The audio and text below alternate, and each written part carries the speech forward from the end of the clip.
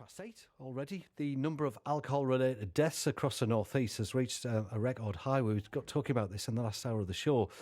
Figures from the Office for National Statistics show 521 people died. It's the highest number since records started back in 2013.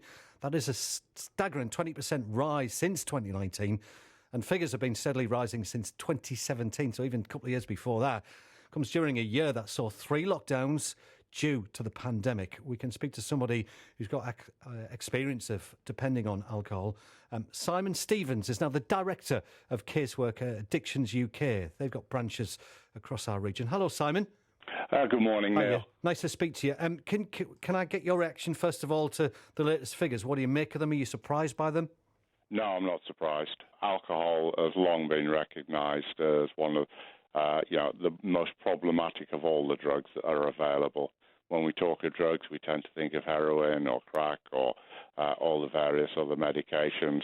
But it's alcohol that's the real killer. Up there with cigarettes, of course. Yeah. Can you share a bit of your story with us, if you don't mind, Simon? How much you relied on drink? It initially began, as so many people do, a bit of to help me socialise. I always found it difficult to socialise, so it seemed to be a bit magic there. I could kind of join in with things. I began to realise it helped me sleep at the end of the day. It just generally seemed to be a coping mechanism that I remember thinking, where have you been all my life? Really? But the more and more dependent you become, at the other end of the story is coming to, I won't say waking up, I'll say coming to, feeling a black, desperate despair, just wanting to drink as much as possible, as rapidly as possible, to render unconsciousness again. You could consider it as a mini death. Did you feel a lot of the time like you were just existing and not living? Absolutely. Groundhog Day was the absolute description. It was prior to the end bit I described there. When will you find time to drink? Where will you find the money? How do you get rid of?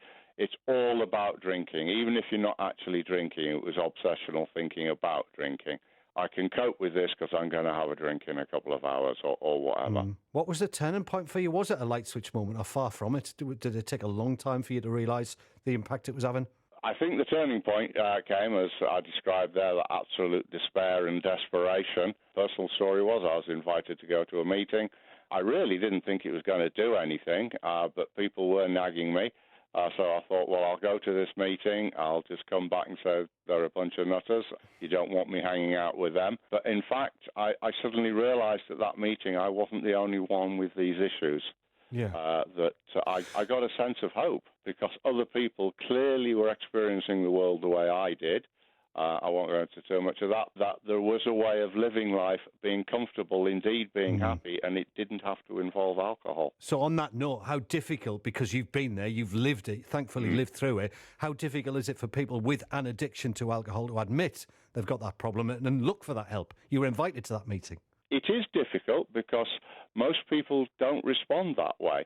8 out of 10 people can have a drink and put it down. For various biological reasons that we haven't got time to go into, 2 out of 10 people, once they have one drink, will gradually find that turns into losing control over whether they have the next drink or not. And you can quickly build up a tolerance to drink quite large amounts of alcohol. But this is where the dependency comes in. Do you worry, Simon, about the impact that, the lockdowns have had as well? Because we were speaking on the show to our guest in the last hour who effectively said, actually, I'm not convinced that the lockdown has had a major impact. People, were drinking heavily before the lockdown, and it's that realisation that, we need the services open back across our region to help people. Horses for courses. Different people will have responded in different ways. I remember when I was drinking, anything that justified more drinking was welcome with open arms.